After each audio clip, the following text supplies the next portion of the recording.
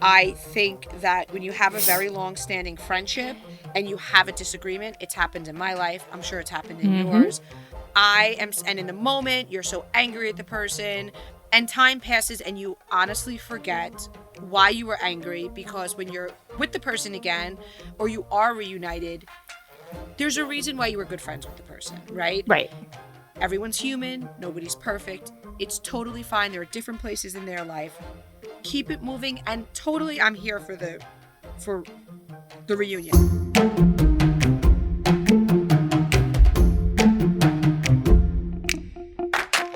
Welcome to Cocktails and Gossip, the podcast where we drink cocktails, but you better believe we're going to spill the tea. We chat reality TV, celebrity blinds, and the hottest tea from BravoandCocktails.com. And as always, it's all alleged and just for fun. We do not verify our blinds. I'm B. And I'm Amanda. Let's get into this week's tea. What's up, cocktailers? Hey, cocktailers. Okay, so we have a lot to discuss this week. So, Summer House premiered. What did you think? Awkward is the first word that comes to my mind, I think. To kind of mimic remember when they did their thing. What's the first word that comes to mind? Shocking. I think the first episode was awkward for me. Yeah. I agree. The sleeping, right? I totally get what Kyle was saying. Like, I can see, especially you're on television, you're in a posh neighborhood, and the neighbors are like, oh, they film at that house? Well, the regulation is you can only have 5 bedrooms. Yeah. That totally would be a thing in a neighborhood like that. 100%. The new sleeping arrangements are less than ideal. I'm honestly thinking, Amanda, that we all know the camera does tricky things. I think that they purposely set that up first episode and we won't hear about it again. This is totally me speculating. I think that they did all that, did the gym, did this, and then they're going to roll that shit out of there, put beds, and nobody will know one bedroom from the other on camera. Because here's my thing, right? Like, part of what we love about Summer House is we love to see, people passing out on their beds or people hooking up or whatever. And like, I've been talking about this being couple house, right? And me being worried about it. And I think I have every reason to be worried about it, which we'll talk about. So I don't know. And so with all the beds being in the same room, like nobody's going to bring like a dude home, right? Because there's only one dude who's single. So, anyway, like it's prediction. Weird. Okay, so the big room, the main room with the 2 big beds, which used to be the master that Kyle and Amanda were in. Mm-hmm. I think those 4 beds stay, and I think whatever 4 girls aren't like hooking up that night will like flop around because there's enough that are friends that'll do that. Yeah. I don't think Craig's coming as much. I think she said he's coming for on this show. She's on like a clip. She's coming for Amanda, or no, Kyle, remember, because Amanda's like, what about my birthday? Coming for Kyle's birthday. Mm-hmm. I think they spent a lot of time during the week together. I think they're trying to be careful with their separate brands. I think you originally had that idea, Amanda, and I think you're right. I think some people love them as a couple. Some people are turned off by it. So they're kind of trying to keep it like separate, right? So he'll pop up. Yeah. But I think the gym, that little gym that we saw and that little office, I totally think there's going to be beds in there and they're just not going to talk about it. Yeah, I agree. I totally agree. They'll film the master and like another shared room and then the others will all be private. Because, I mean, like, how else are people going to bone? I mean, like, they need to have some privacy. But like, besides boning, like, listen, when I was in college, 18, 19, 20, it would have been, we did. I mean, we went to Jamaica for spring break and I think we got 2 rooms and there were 8 of us or something like what. It's like, it doesn't matter. You're all on top of each other. These are people in their 30s.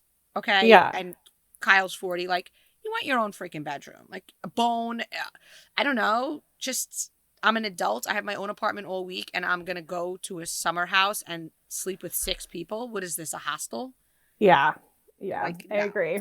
Well, okay, so that's awkward, but then there's awkwardness with like Lindsay and Carl, and then like Maya, and like with Kyle, and all like there's like on. It's just kind of awkward. Well, the DMs blew up when that scene happened because everybody was like, B, the Family Feud blind. And I was like, of course, I didn't remember. And I'm like, oh my God, you guys are so good, by the way. I know. So I went and I searched for it and I read it. And just to remind everybody, it was from Steve Harvey, email steveharvey.com, actual Family Feud. Apparently, there was drama after recording Family Feud that has spilled into filming this summer. They aren't letting it go. So, just to remind people, in the spring, it was Lindsay, Maya, Carl, Andrea, and I want to say Luke, right? Or I never Jason. watched the Family Feud, so they flipped it up on screen really quick, but I can't remember who was on whose team. But the only two women were Maya and Lindsay. So when you and I were talking about it, we were speculating, and we were like, well, Andrea is not fighting with Carl and like Luke. Right. Like, I don't know, because the only thing that really made sense based on their like activity at that time on social media was Maya and Lindsay. And we're like, it just was weird because the two are obviously not best of friends, but they were fine. They didn't have any beef. So like, it was odd. So well, and Maya's pretty low drama. Like she's totally. Yeah. So when they said that, I was like, oh my God, it was that. And because also the other option was there was no Family Feud drama and it was a bullshit blind, but it was actually true. And it did give us a sneak peek into what we're now watching. So sometimes when we get these blinds, they don't make sense. And then months later, we're like, oh. The thing about it for me was that Maya says that Lindsay said to her, oh, you can't hang out with Carl. Like, because Maya, apparently, another thing that came true is that Carl is Cali sober, which means that he doesn't do drugs, he doesn't drink alcohol, but he smokes weed. It's actually a very common thing from what I hear. I know that Leah McSweeney from Roni, when she went sober, she was Cali sober. I think now she's just regular sober. But so Maya, I guess they were probably staying in a hotel or whatever. And she was like, hey, you want to go smoke a joint? Maya was like, we're friends. We did that all summer. We've never hooked up. I've never tried to hook up with him. So why Lindsay would come at me and say, like, you're attracted to him, you can't be friends. I mean, I could get if she was like, I don't want him smoking pot because he's sober. But it was that she didn't want them hanging out because he was attracted to her. Yeah.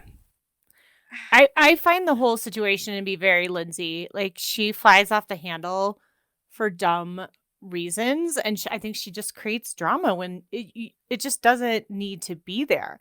I say that, but I also say, like, I don't, and I can't remember exactly how it happened, but like, I don't really think the joint part, I guess what the message was important, I guess, but did she have to say it? I don't know. Like, did she have to out him?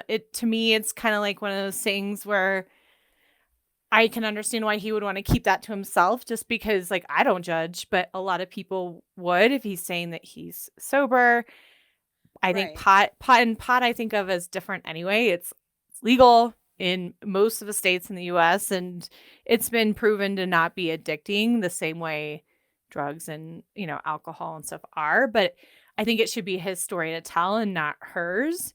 So, I feel like Lindsay was mad about Maya hanging out with Carl, and then kind of also made it more about the outing him. Right? Right. Okay. See, I wasn't even taking that into consideration because I felt like people knew because I had been sent stuff about it. And to your point, I mean, nobody ever got into a bar fight because they smoked a joint. So I don't really equate the two. If anything, right. I see, marijuana for many people as medicinal and helpful and anxiety and depression and all those things. But whatever. That to your point, if he's sober and, he is certainly a role model for people, I'm sure, that are going through sobriety. Maybe he didn't want it outed, which if that's the case, maybe that's why he was so annoyed when they had the conversation. Yeah. Like, kind of like, why the hell are you bringing up on camera that I'm smoking pot? I'm sober, Yeah. Which he can't say because then he looks inauthentic and like, so yeah. I get it. I didn't like the way that he spoke to her.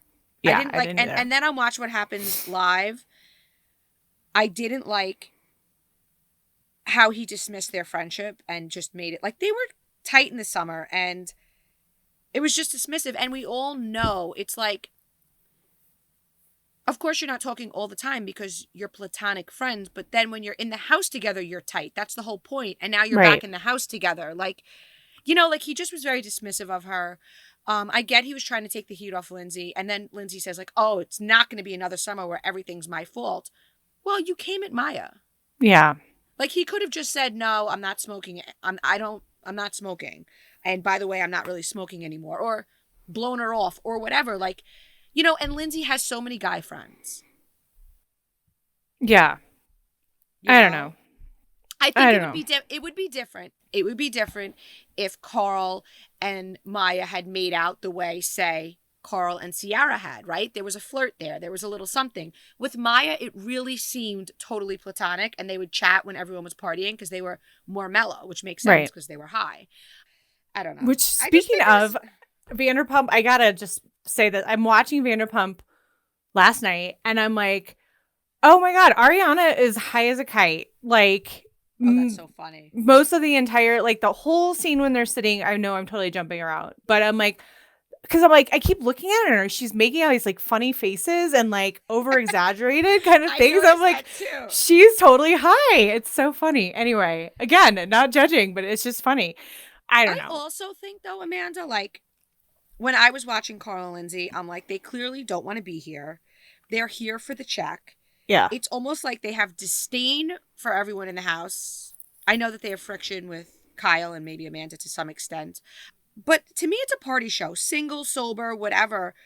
It's a party show. We want to watch people having fun, hanging out. Listen, I am happy for them. Don't mistake me. I can totally appreciate they're happy. And maybe they're over the summer house phase of life. But maybe then they shouldn't have gone. Like this, I get it's their career, but if you're going to go, then you can't just go and have dinner and then go in your room and go to Barry's. Like, come on. Yeah. And you like, you can't make yourself seem like you're better than everybody else because you are going to bed at 9:30 when everybody is there to party. And, you know, like I felt Kyle, like how he's like, we're going to have a night pool party. And it was just like kind of just went over like a lead balloon. And then, you know, then Kyle imitating Carl going around signing people up for boot camp. I mean, that was funny. Like, I love that part of Kyle that he's like, there's going to be a part of him that, yes, he's an entrepreneur and he works hard, but there's going to be a part of him who never wants to grow up. And I think that's part of what we love about him, you know, and him sitting there, you know, he must have been told that everyone thinks it's hilarious when he like goes in and like raids the kitchen when he's drunk, because there was a pretty hefty Kyle in the kitchen drunk scene this week, which actually provided the great like lightness and like shows you what he was really thinking, right? So here's the thing. So a lot of people, when I posted that, most people agreed because I did a poll, but a lot of people said like, well, Kyle and Amanda have been doing that. Okay, it's one thing, or Paige is always in bed. Yeah, but they party at night. Like, and not every, I don't know. I can't explain it. It's different. And I'm not, listen, Carl didn't party last summer. And Kyle said it perfectly. He's like, I get it. I totally appreciate that Carl's sober, but like, he's literally walking around with a checklist. And also everyone wants to know, do they have a partnership with Barry's? Obviously, there's some compensation going on with Barry's. I haven't heard that they're investors, although if they are, good for them. It's a fantastic company. But certainly there is some sort of advertising deal. I feel like we're going to see them on billboards at some point. He's had something with them for a long time. I follow him and I have for a long time, and he's posted himself at Barry's forever. And then remember, there like 2 years ago there was a whole thing with him asking the Barry's instructor out, and they were all there at, you know, like, yes, there's clearly some sort of partnership. A part of me says that, you know, don't forget, this summer they were not even together a year, and Lindsay has abandonment issues. We've seen her very openly talk about it, and the last time her and Carl got together, he did do that, and he was shady with other girls. So maybe she's still working on her security in the relationship, even though currently he's great and they're great. Maybe, I mean, the whole thing with Maya does seem like it's something that she's still working on. And I mean, even like Carl says, wait, it's just me, you, and this new guy. Like there's 3 guys. And Amanda's like, oh my God, there's only 3 guys. It's all girls. Like, Yeah. I get it. But then again, you're a couple. You're in a summer house. Like, Yeah. I mean, I get it. Like, I totally get it. If I were going on vacation and we were renting a house, I probably wouldn't want to be with like 8 single girls, me, my husband, and 1 other guy. Right? Right. That's Right. why I would go with you and your husband and like other couple friends and Yeah. do a couples trip and not a Yeah. party trip. Yeah, exactly. So I think we got to see a shakeup next year. I don't think it's a full reboot, but I think stuff's got to change. And why totally can't agree. they get a decent guy in Manhattan? Like, no offense to the guy Chris, but Yeah, he seems quite lovely, but he does not have the charisma in my mind to carry being the only single dude in the house. Like he's not it to me. well, I can tell you, and our cocktailers know, that there's a little bit more we're gonna see. So we've seen Corey from Winter House in previews. Now, for those of you that don't watch Winter House, Corey is college friends with Craig. And he originally was supposed to be on Southern Charm, and I forget the specifics of why he wasn't. So we see that he's on Summer House. But in the first episode, they don't mention him because he wasn't slated to be on it. But what happened was, it was a snooze fest. Too many girls, too few guys. And mid-filming, production reached out to Corey. Because originally, they were like going to have him on. And then they were like, you know what? He doesn't live in New York City. So it deterred them from adding him to the cast. But after a couple of weeks, some of the veteran cast members were like, listen, we got to get a single guy in here. It's just, this isn't working, Yeah. And so basically they're going to position it like he comes to visit and he never leaves. I always wondered that about Summer House because, like, I mean, some of those people, especially a couple of years ago, lived in like teeny tiny apartments. I'm like, do they ever just stay during the week and just do their jobs from there and we just don't see it? Because, like, that's what I would want to do if I were them. So I'm sure that's probably what Corey will do. Pre-COVID, people weren't working from home as much. Now I'm Yeah. sure most of them do that. Yeah. Everyone's landscape has changed work-wise. I mean, my husband used to be full-time in his office in the city, and now he can work from home as little or as much as he wants to. So Yeah. I think that's across the country. I mean, what's happened. Well, I think the other thing interesting about this season so far is, I mean, Lindsay and Carl are doing a full court press outside of the show. And, Lindsay is obviously a PR executive, so she knows how to strike when the iron is hot. But, those two being on Watch What Happens Live, I mean, they're kind of everywhere right now. And I think she's trying to get out ahead of Totally. what she knows is coming. And I could potentially feel bad for her and Carl if they weren't going so hard on the press tour. Yeah. I mean, she's taken zero accountability. On Watch What Happens Live, she even all but outed Danielle and Robert's breakup, which Danielle has not spoken about publicly. She said, well, it's that I'm obviously in a very happy time in my life. We're planning a wedding. And from what I hear, she's working through personal things and we're just in 2 different places. And then, like, on the other hand, says they hope they make up. Well, not with that kind of talk on air. The rest of the cast isn't doing anything, Amanda, remotely like that. Like, I saw a couple of fun, like a Page 6 fun interview with Sierra and Paige and Amanda. So to me, I agree with you. It's screaming that Lindsay knows that viewers who have previously, loved her and been on her side are going to turn her off, are going to turn on her. Be turned off. Yeah. But let us watch, let us form an opinion, and then defend yourself. Well, I just need to see it change a little bit from being Couple House Bunk Edition because that is literally what I walked away from the first episode. We're also already seeing about the lover boy, which you and I have been saying for a couple of months, and we confirmed a couple of pods ago that he's gone. He's not a lover boy. He's an investor, but he's not in a full-time capacity. A couple of followers wrote to me because, when they do the tastings and the events, people go, obviously. I would if it was in my town. And somebody went to on a giant supermarket. I forget which town this was in. And Kyle and Carl were both there. And they weren't talking to each other. And they said Kyle looked anxious. This was in June. And they kind of were just standing around and interacting with fans and not engaging with one another. That sounds about what it, like, the vibe seemed to be in the house this first episode. Yeah. I mean, that matches up to me. So. And I do know that we're going to get appearances from Andrea. By the way, and I posted this, somebody on production will not have Andrea back so long as he's in a relationship. To your point, they don't want it to be couple house. But, like, Andrea, like, why can't his girlfriend? I don't know. I just think he's so great.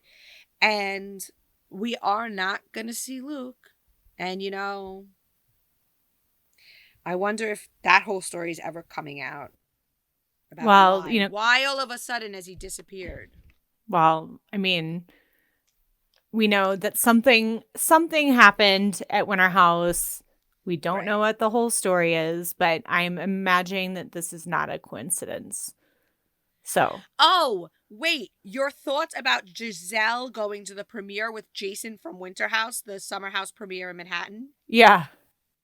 And so, Andy shipped them on Watch What Happens Live the other night. He totally shipped them. He was like, I love it. Like, puts up their... They might have even been the muzzle. I feel like, I'm trying to remember, but he totally, like, put up, he's like, they went to the party, and he's like, I love to see it. I was like, holy moly, that was kind of a strong statement, especially when I feel like so many of us feel like this is just we're just trying to get attention kind of convenience sort of situation, but maybe it's more. Maybe it's more, but it's also good for Andy's brand, no? I mean, good for, I don't see a bad side of this, honestly. Like, Giselle. Although Lindsay called him out on Watch What Happens Live when Andy asked her, and she said, she said something like, didn't he also go on a date with a Dubai housewife? Can someone get this guy some water? Yeah. So, listen, Giselle, if you guys are hooking up, good for you. They're both beautiful. They certainly make a good-looking couple. If she's having fun, we love it. She likes it. We love it. I just know that I've been sent a lot of things that say it's also, they keep having these pictures that accounts randomly get, myself included. Like, I don't know, are paparazzi following them around? Yeah, and that's where I'm like, I just don't know that I necessarily believe it. So yeah, you guys, we get some emails, and I know you get DMs, but like, we got one from a girl who was like, I thought he was my boyfriend until I saw this picture of him out with Giselle. And then there's also been like, it could be, he could just be like Bravo social climber, and Giselle likes him and they are hooking up, but he did have a girlfriend and he did ditch her for Giselle. Who knows? Yeah. Or he saw that, Luke and Ashley were getting a lot of attention. So he was like, which Potomac lady can I go? Oh, Giselle's single. I'm going to pull a, page out of Luke's playbook. And she happens to be one of the most beautiful women in the world. She's gorgeous. She's absolutely gorgeous. So anyway, who knows? It might just be a just for fun fling thing. And I say go for it. Okay, let's move to Jersey, because obviously so much happening there. Okay, so we know, I guess, off the show that Teresa was in Vegas and met up with Jacqueline. And then Andy, so you guys on Watch What Happens Live, Teresa and Louis were on, and Andy really gave it to him. But long story short, Andy said, hey, I saw that you were with Jacqueline, and she admitted, that Jacqueline had posted some negative things about Melissa, and that, Teresa didn't say that that's why. Teresa's like, well, she's been on my mind, so I wanted to reach out. We both have a Nicholas, and so I wanted to reach out to her. Yeah. So then we saw them both post on social media. When Andy continued, he was like, come on. And she's like, well, no, I'm not going to lie. It did have something to do with the comment she made about Melissa. It did encourage me to really reach out. Yeah. Which was honest. Listen, I'll take it. I'll always take honesty. Jacqueline was honest too. She's like, we met for reasons other than our mutual disdain for Melissa. Listen, I am all for burying the hatchet with an old friend. I think that when you have a very long-standing friendship and you have a disagreement, it's happened in my life. I'm sure it's happened in yours. And in the moment, you're so angry at the person, and time passes and you honestly forget why you were angry, because when you're with the person again, or you are reunited, there's a reason why you were good friends with the person, right? Right. Everyone's human. Nobody's perfect. It's totally fine. There are different places in their life. Keep it moving. And totally, I'm here for the reunion. I think it's great. I really do. Mm-hmm. I do too. My thing with it is Jacqueline's rewriting the history of it, because a lot of accounts have been posting clips. In the clips, there's a scene at one of the reunions, the one where Teresa's wearing that pretty green dress where she gets called a Christmas tree, I think. Mm-hmm. And it was a very beautiful dress. And she's like, Jacqueline is saying, Teresa, you started the stripper rumor. You said this about your sister-in-law. You did this, right? Mm-hmm. So it isn't that Jacqueline stopped being friends with Teresa because Melissa told her bad things. That is what Jacqueline is now saying. Okay? Yeah. I also distinctly remember after Teresa got out of jail, but before Joe went into jail, remember they went over to dinner with Jacqueline and Chris, and everything was great. And then Jacqueline said something to Teresa and they went at it. And Teresa's like, how dare you bring up my legal issues? And again, that had nothing to do with Melissa. That was all Jacqueline's opinions about the situation. So, I mean, I remember Jacqueline, I don't know if this is the same conversation, but they're sitting out, I think, on Jacqueline's back porch. And Jacqueline like pulls out the tabloids and she's like, they're saying this, Teresa. Like, why are you saying something different? Like, maybe this was before they both That went was before. in. So that was before they went in. That's when Teresa was still denying that anything was wrong. And that's when they originally fell out. And then they fell out right because Jacqueline had questions. Teresa did not want to answer them. She did. And Jacqueline's like, well, then why are you giving stories to tabloids, but you're not talking to me, your friend of however many years, about it?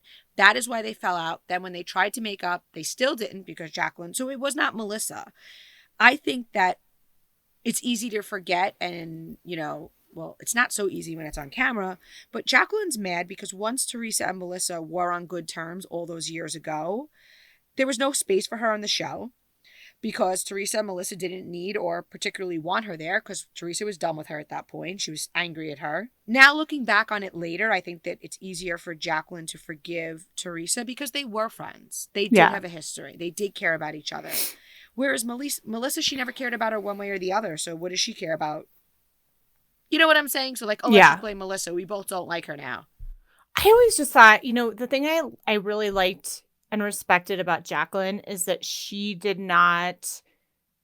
wasn't like a total stan for Teresa, that she kind of called her out on her bullshit a little bit and was like, look, like you were the one who started this stripper thing. And like, I always respected that because I don't know. So, and that's why Teresa stopped being friends with her because she didn't respect that. And that's why Jen Aydin has been so great for her. Right. Speaking of, so the scene which again with Danielle, she's just so funny. I love her. I really like her. I do too. And I think the way that she talks, like, I feel like she's probably playing it up a little bit, but like it's absolutely lovable. So she goes over to Jen Aydin's house and they're sitting in the kitchen and they're like talking about how Teresa and Margaret met up and wondering how that went. So they call Teresa and then they start to do this very clearly choreographed dance. Not a dance, but like a very choreographed routine of where they talk about how Marge's old friend who had been reaching out to all of them, who had quote unquote tons of tea on all of them. And they talked a little bit about that, but really danced around it. So, and we knew because of the look on Teresa's face. Yes. So the smile on Teresa's face when Danielle asked if they talked about anyone else. First of all, it's sort of odd because they went there to get tea on Margaret. So why did Danielle ask if they spoke about anybody else? That's the part that we know is rehearsed because previously Jen told her to do that, I'm guessing. Teresa was smiling like she was like the cat who got the canary, very happy. I mean, my analogies sometimes make no sense. So have you heard that analogy? The cat and the canary? Okay. Yeah. Like they're very proud of themselves. Yeah. Yes. Very proud. So it clearly looks like a setup for when they get off the phone with Teresa, because, of course, Teresa's not going to do the dirty work. She's not going to say it. They want Jen to have Danielle ask. So now Danielle is the one asking, and Jen will be the one revealing the rumor that Melissa cheated on Joe. Now, we know this because we've seen previews of Jen telling Danielle. That whole conversation, in my opinion, was set up for that preview. I mean, Jen doesn't care about Melissa and Joe. Danielle is new, and, she's willing to do what it takes to become a housewife. We've seen it many times before. So my question is, why was Teresa smiling like that? If I'm understanding correctly, Teresa's pissed that Melissa read a text last year on camera which said, don't talk about Louis, which I can understand. Maybe she wanted her to not say it on camera and whisper to people like, let's not talk about Louis. Okay. Yeah. But the following season, she's repeating or having Jen repeat a third person rumor about, this is a rumor that her brother's wife of almost 20 years was making out with someone else in a car. Oh, it was an I know something you don't know smile. 100%. And it was that, this will come out eventually, but it's not going to come out right now. And I know something you don't know is what that smile is saying. When people are like, Melissa and Joe Gorga are the worst, how would you, Melissa and Joe Gorga have never repeated a rumor about anyone cheating on Teresa. You know what I'm saying? I mean, that Melissa was a stripper, that she was a cheater, that she's a gold digger. Yeah. Over the years, it would be impossible for Melissa not to have resentment. Has Melissa not been petty? Did she not repeat the text? Yeah, it's not the same as repeating a rumor that you're cheating on your husband. I'm sorry. Yeah. No, I agree.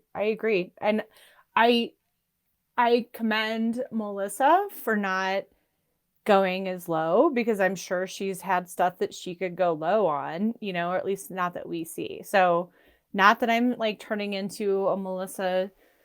I'm really kind of in neutral territory with both Melissa and Teresa this season so far. I'm feeling like maybe Teresa is changing a little bit. I'm liking her more.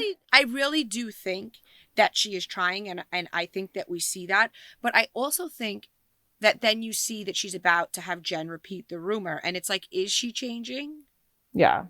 Why would you do that? Why would you repeat a rumor like that on national television? You have two nephews and a niece who are going to hear this rumor. Just because it doesn't come out of your mouth, they're going to know you facilitated it. Yeah. Yeah, I mean, we all clearly have seen how she operates by now. But Jen, the funny thing about all of this is, guys, Jen straight up says that she doesn't really trust the source because this Laura person kind of has sour grapes about not being on the show and is taking it out on Marge because Marge couldn't get her on the show. And I will tell you guys, I can't remember who it was, but it's a YouTube guy did he did an interview with this Laura person. And I watched it for a couple minutes. I had to turn it off. It was like watching freaking paint dry. She was boring. And really? So she's she's very pretty, but boring as I've seen pictures. Beautiful lady. Yeah. And and then she has this sour grape situation. But that's the funny thing. It's Jen even says, I really question the source, but then, that doesn't stop her from sharing it on national TV. I don't know. Jen did not have the best episode, I would say, because, at the mozzarella party, by the way, is this mozzarella party thing, is this a thing where, hot cheese guys come to your house and make cheese? Amanda, if it was a thing, I would have done it. I can look into it when you come Can we do me. it?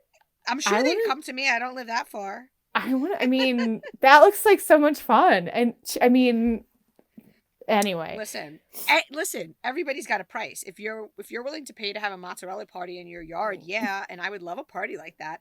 I love when Jen Fessler started shoving the cheese down her throat when they were all fighting. Oh my I think she God. was totally playing it up for the camera. However, she's funny. She is what did she call herself? She called herself a pizza bagel. Rachel called herself a pizza bagel. Oh, Rachel did. Okay. And then which, what by else the did Jen say? way, that's Rachel's stepson. Remember last week I was like, oh, she had him when she was 15 or 16? Yeah. No, she said the only reason she points out it's her stepson is because people point out she's only 31. So how does she have a 16-year-old? So also, is there Where's his mom? Is there drama there? Can we get that on camera? Yeah, it's interesting that nobody said anything, so I wonder if It's all who new. knows what that's They'll about. go digging. I don't know. But Jen Fessler, the other thing I loved I'm like, I can imagine myself standing next to her at a party, like, and asking the bartender and like being like, fill that up a little more, and then going, attaboy. Like, she's funny. I could see her totally like hanging out, with us. So Totally. Anyway, but back to Jen Aydin. I mean, she was fighting a war on a couple different fronts. I mean, Dolores and with Marge, like, not at the same time, completely separate fights with them both.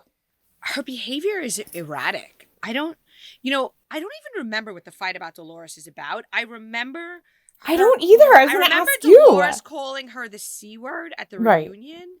It was something small, and Jen kind of said something rude to Dolores, I think, and Dolores was like, you know what, you're a C word, because like Dolores feels like she's defended her against Marge and Jackie and Melissa, and yeah. I don't even, it's so funny that you say that, 'cause I was going to know. ask you. I'm like, what was the fight about? I don't even remember.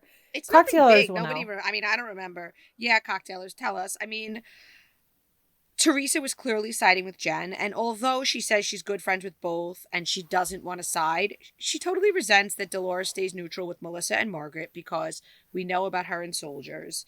And Jen is a soldier for her, so she's got to put a little bit more into it. And I love that Dolores just is like, whatever, let her do it. Because then Dolores is just like, I just don't want to be her friend anymore. Like, I don't like how she acts. We do know that they make up. So even on Watch What Happens Live, when Andy asks, like, whose side are you on? Teresa's like, I can't pick a side. And Louis like, Jen's. Louis also, like, dogged every question about, was the answer that was negative, was the answer was Joe. Melissa or Joe. Yeah. It's, you know what it is for me? I think the disconnect for me with that Watch What Happens Live is he's on the show talking about how he does the work to make amends with people, but we see him fueling the feud. Yeah. So yeah. You could say whatever you want, but then you're saying all these things about him. It's like, if you're a person who doesn't feed into it, even if you're still angry, you know what I'm saying? You're not going to keep fueling it and saying he's the worst person and this and this and this. And yeah, you just say, like, let's shut it down. Like, but then he was also on Teresa's podcast way after filming, way after everything, saying, I know in my heart he's a good guy. And then on Watch What Happens Live, he was saying what a jerk he was, how he's the worst guy. So there was that game, totally going off track here, but there was a game for those of you who didn't watch, and it was, will Teresa know what this is? And it's like, it was talking about, like, essentially like sex terms, right? Right. And did you notice this? I feel like, so the game was, they asked Louis, will she know what this is? And he would say yes or no. And so then I think she just followed his lead, because then she would be like, no, what is that? And like some of the things, it's like, you know what that is. Like, you know what that is. And she would be like, no. Jessica Simpson back in the day did the whole, is chicken or tuna? Yeah. And like then kind of played into that routine. I think Teresa does that a bit. I totally agree. Which is like part of her shtick, which is fine. It's gotten her where it's gotten her. I don't know. I just don't understand. Like, we even saw him in the kitchen bad-mouthing Joe, like, before a lot of the stuff has gone down that we haven't seen yet. And it's like, if you want this peace that you speak of, why are you winding her up? Like, yeah, go to therapy, learn how to forgive people, but your brother's the worst. I know. It's talking out of both sides of your mouth. It's saying one thing and doing another.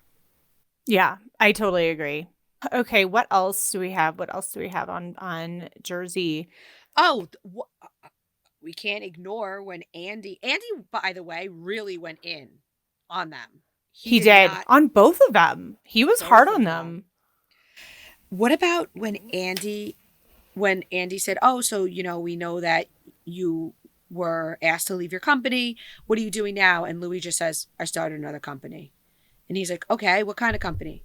Media company. Okay, what do you mean? Like, what do you do? Sell ads? Yeah, some ads, and also, what was it? Lead generation. Yeah. And Andy like drops his jaw and goes, oh my God, like Jen Shah. And he goes, a little bit different. I'm sorry. At that moment, when I'm compared to Jen Shah, I'm going to thoroughly explain my business plan. And I don't care if you're like, okay, stop now. We have to go to commercial. I'm going to let you know exactly what the difference between me and the woman going to serve 7 years in federal prison is. Yes, exactly. Because like I will tell you guys, I know what lead generation businesses do, and there are definitely some shady ways to do it. No, so a lot of them are legit. But like, so just think about like anytime you go on a website, right? When you're clicking like I'm okay with cookies or I'm not okay with cookies, right? If you say like I'm not okay with your cookies and people track you anyway, that is shady and illegal, right? And so there's a lot of that, right? And so we know that what Jen Shah's company did went way past that. Like one of the other things you're not supposed to do is if, you know, you and I each have a company and you have a list of people and I have a list of people and my list of people only signed up to hear from me. If I give you my list of people, I'm breaking the law. And so like, that's where like there's a lot of shady lead gen businesses. There's a lot of illegal, but there's a lot of actual legit. I would have just like, he could have just said, we gather public information about people who are in buying positions at companies. We sell that information, packaged up nicely to the salespeople who are trying to sell to them. It is a helpful legal service. Right. It was really strange that he was so sketchy about it. I totally agree. And who knows, maybe he just clammed up. I'm just saying, for me, I hope he clarifies that for his own sake. Because, I mean, people are spinning that. Did you notice? Oh, go ahead. No, go ahead. I'm just like, yeah, shocked. I agree. I'm like shocked by it. I was like watching it like, okay, continue. Like, how's it different? Yeah. Yeah. Because you know that, but Amanda, you're in marketing. I don't know that. That's not my, that's not my field and it's not my line of work. And anyone whose line of work it isn't is going to be very confused. So clear it out. Right. Right. And it takes 2 sentences. The 2 sentences, I just, Louis, take those and run with them because assuming that's what you do, that is a completely legal thing to do. And you're making yourself sound like you're not on the up and up by not explaining it. So also on that Watch What Happens Live, Andy asked about Jacqueline and then he asked about Dina. Did you notice Teresa's face? And she was like, no, it's not true that we haven't gotten in a fight. It's not true. And but her face was like pissed. Did you pick that up or not? Or was it just me? I did. And we have a lot on Cocktail Party about that, guys. Yeah. So interesting. I'll leave it there. Yeah. Okay. Vanderpump Rules. Let's talk about that. So, I mean, I thought this was a good episode. What did you think? I thought it was a great episode. I mean, Lala opening up about Randall really breaks my heart. I do see everyone saying, oh, she was his side chick. She knew. Listen, she's not so upset because he cheated on her. Okay.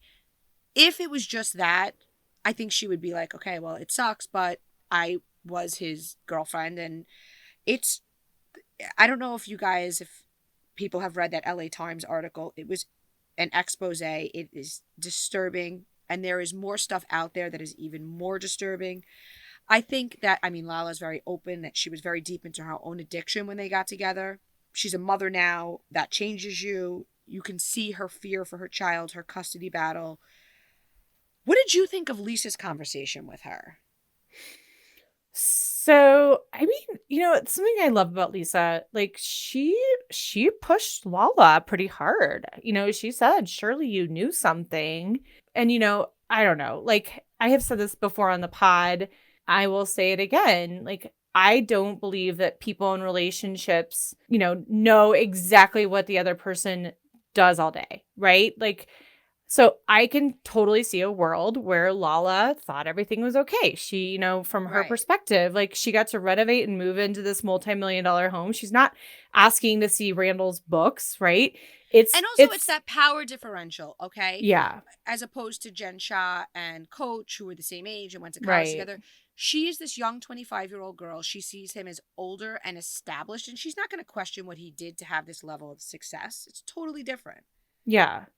Well, and it's a producer's job, which is what Randall says that he does. It's their job to raise money for projects. So You know, like if he's constantly on the phone calling people about money, like that's a pretty normal thing for a producer to do.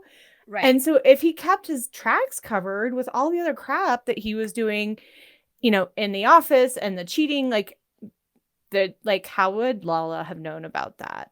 So, you know, like, Totally. I don't know. I believe her, you know, and I think sometimes people don't see stuff when they don't want to see it too, you know, and I Right. think, I don't know. She I also don't know. revealed on Watch What Happens Live that the girl he was cheating with moved in with him 2 days after they split, and that they're now engaged. By the way, Randall denies that to Page Six. I can't imagine anyone wanting to be engaged to him, so I don't know. Did he move her into the foreclosed house? Oh, did we talk about that on here? I don't know. Did we? Oh, yeah, Cocktailers. Yeah. His house is foreclosing. Pre-foreclosure. Yeah, well, that's lovely. That if you know, every he time moved I her see into that. people on Watch What Happens Live or on a Housewives show and they say or do things that like clearly are suspicious, I think like, no, they wouldn't do that on television. But then I remember Jen Shah, Erica Jane, Randall, and I'm like, plenty of people do that. So. Oh, we're going to talk about Erica Jane. I read an article I want to share some stuff from later. I don't know. Oh, I think honestly, I think some people have to learn lessons for themselves. And I think whoever this woman is, I mean, the LA Times article had clearly come out, like, could totally Google Randall and still moved in with him. Like, I think some people, like, I think wise people learn from other people's experiences and don't have to experience everything themselves.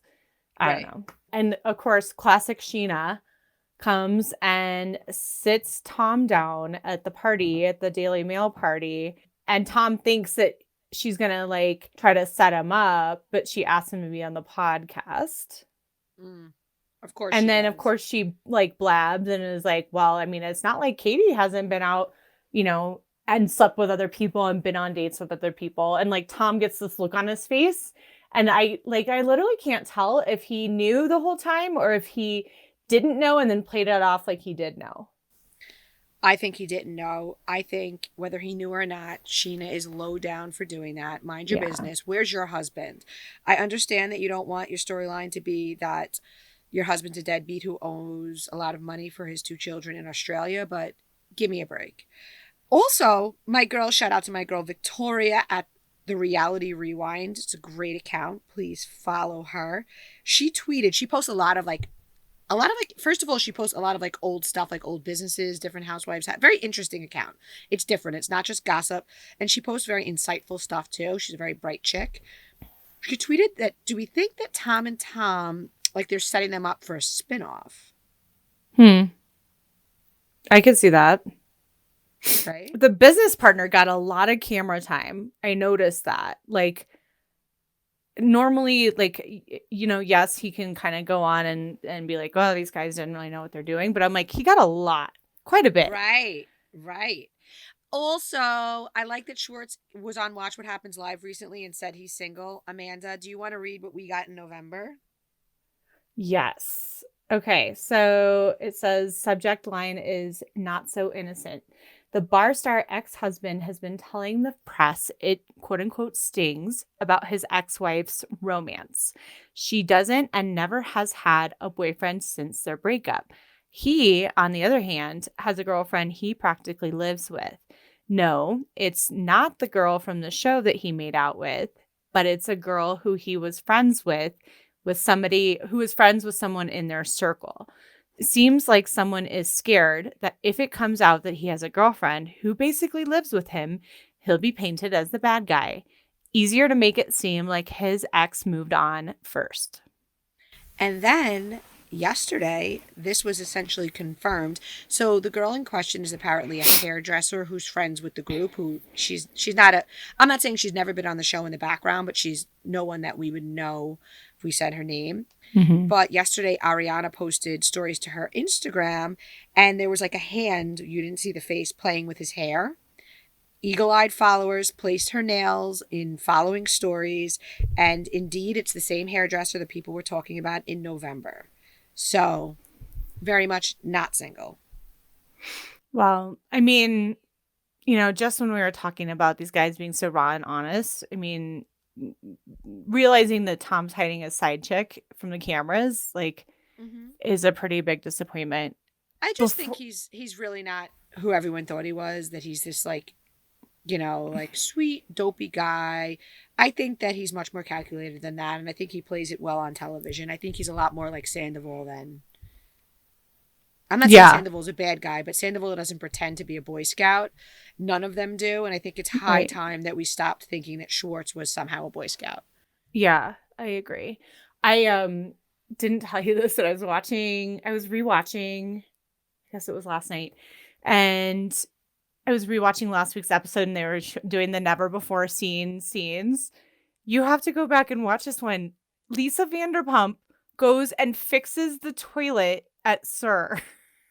Oh my God. And then she says the funniest thing. She's like, if you want, because like what's his name? Guillermo, I think it is like, oh yeah, that toilet. He's like, we're going to have to call somebody tomorrow. She's like, no. She's like, look, I'll just go fix it right now. I know how to do it. So she does. And she literally like takes the like top off the lid and like fixes it. And she goes, you know, if you want something said, ask a man. If you want something done, ask a woman. And I'm like, oh, I love you, Lisa. Hot. Guillermo's hot, by the way. He is hot. He's very hot. So anyway, you guys have to go back and watch that today. And somebody was like, "What do you think of Peter?" And I was like, I don't care one way or the other about him. He's cringy to me. Yeah, like he's kind of And then a couple followers messaged and they were like, "We've been to SUR and he's not nice." I was like, "Really?" Don't you think he seems that kind of guy who like thinks he's being really suave, but he's not? Yes. Yeah, he's cringy, like real cringy. And I thought the way Lisa talked to him by being like you can't do that. Like you can't be in a manager. You can't be dating somebody who reports to you. And like, I think it clearly took him, because I think that used to be his dating pool. And I think Lisa's saying like, you can't do that anymore. Like, well, also like he's aging out of it because they're all much younger than him now. Like he's older than all of them, and he's still dating the youngest ones there. I mean, it sounds like he's still getting his way, though. According to James made it sound like that. So true. I don't know. Well, they're drinking the haterade. James, he is becoming more and more like a cartoon character to me. I love it. And he's got this another like mild girlfriend without like a pizzazz personality. I guess you couldn't have two people with personalities. He sucks the air out of the room, James. Yeah, that's probably why he and Lala never could really be anywhere, because I think the two of them just be, agreed. Well, I wanted to share with you guys, I read this article. There's two, actually. One in the LA Times and one in LA Magazine about Erika Jayne. And holy moly, you guys, you should go read these articles. I'm going to share some of the points, but it's this whole other, I swear to God, it's like this whole other side story that is absolutely shocking. So long story short, we remember at one point Erika said that she worked with the government and wore a wire in a case, but she never said really what the case was about.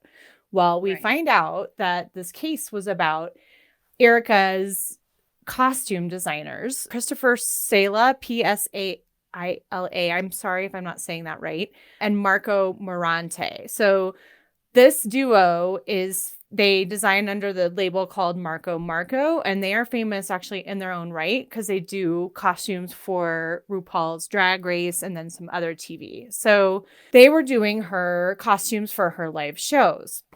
Okay. So at some point, Tom tells Erika that her Amex bills were out of control. And Erika said, oh, well, I haven't really even been looking. I don't know. And so then Erika says that she put in, like, she didn't have the Amex app on her phone, so she couldn't even see what the charges were, which is insane to me. But anyway, when you never had to work to pay your own bill. Right. So Erika then says, well, I gave my designers, them just free access. I just said, just put the card on file. And I think these designers have just charged hundreds of thousands of dollars in unauthorized purchases to the card. This is what she says. So this is where things get really interesting. So Tom Girardi had represented this guy named Rob Savage, who was I think is still a Secret Service agent, as in like Secret Service, the group of people who provide security to the president.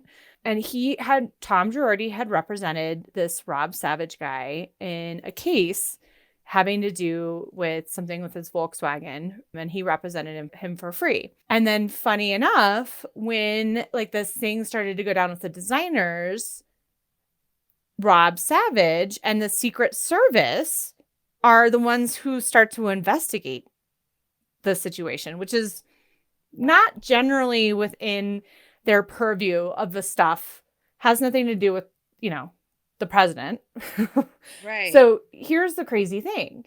So Rob Savage's team is like going full on in this investigation. And as part of this case going forward, Amex refunded the Girardis $760,000 or $780,000.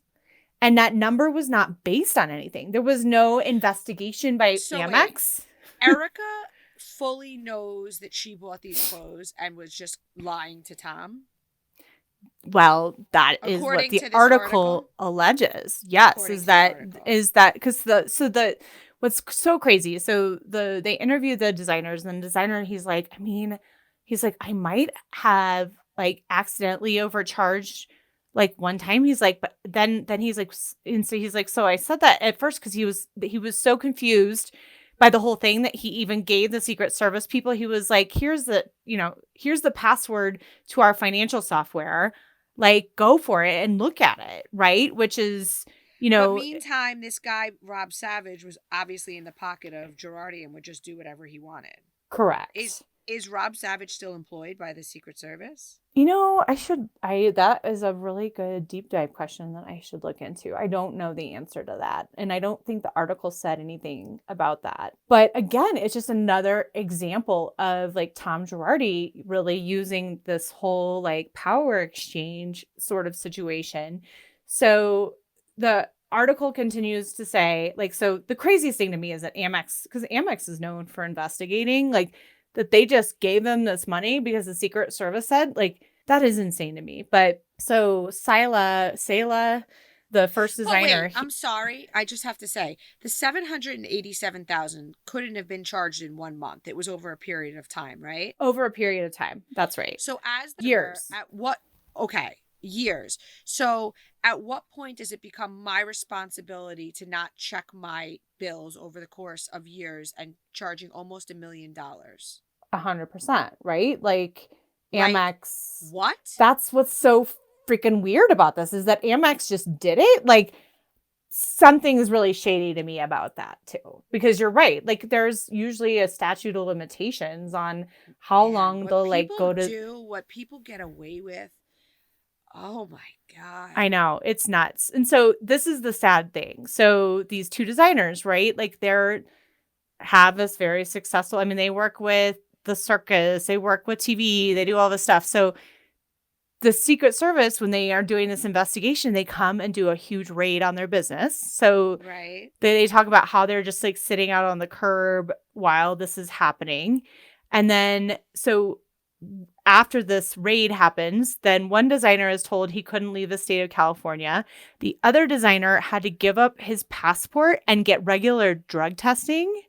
And then the first designer, Sela, I hope I'm saying his name right, he and his husband were trying to adopt a child, and they were prevented from adopting a child. And this was all bullshit. Oh my God.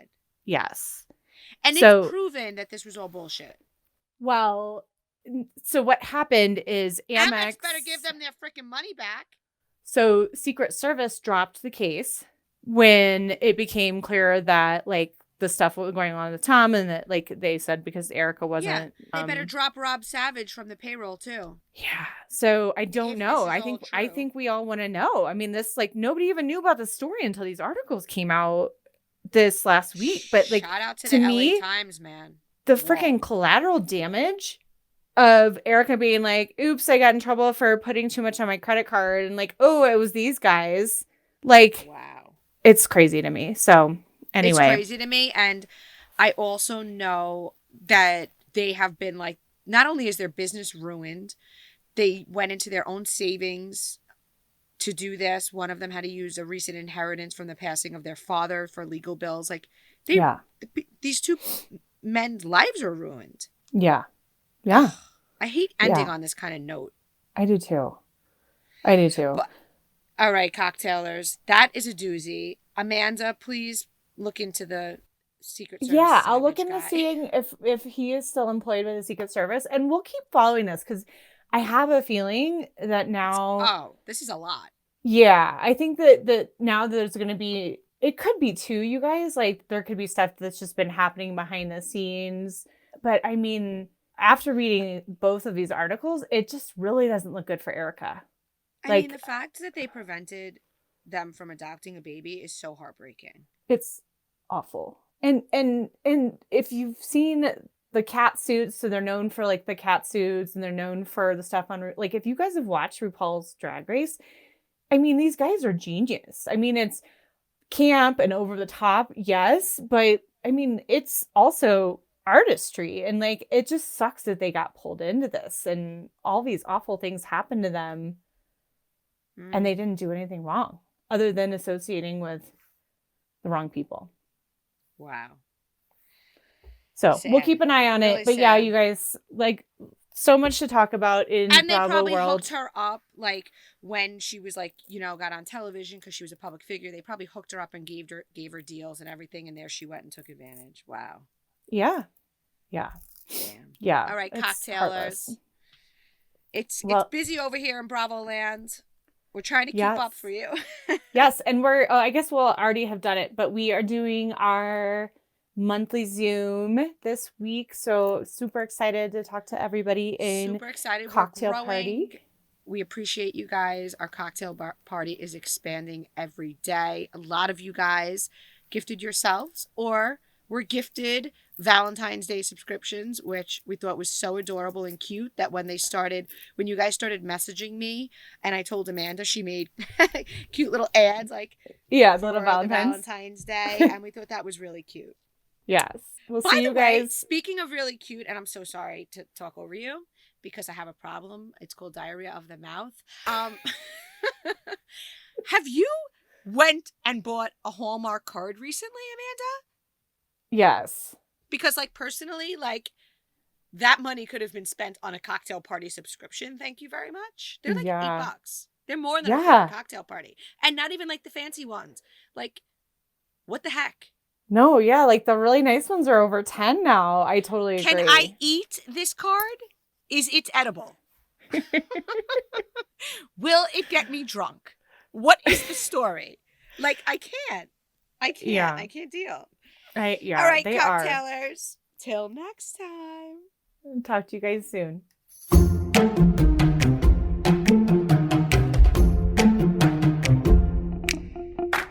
Thank you guys so much for listening. Just want to ask you guys a favor, just getting kicked off. So many people have been asking us to do this podcast. So please do subscribe. And if you've subscribed, go to your podcast app and hit those 3 little dots to share with your friends, but only friends who like good tea, because the ones who don't care about tea, then like forget them. And don't forget, find us on Instagram at bravoandcocktails_, and check out the website because some great tea gets put there daily that would get us kicked off of Instagram. So thanks for listening, everybody. Bye, guys. See you next time.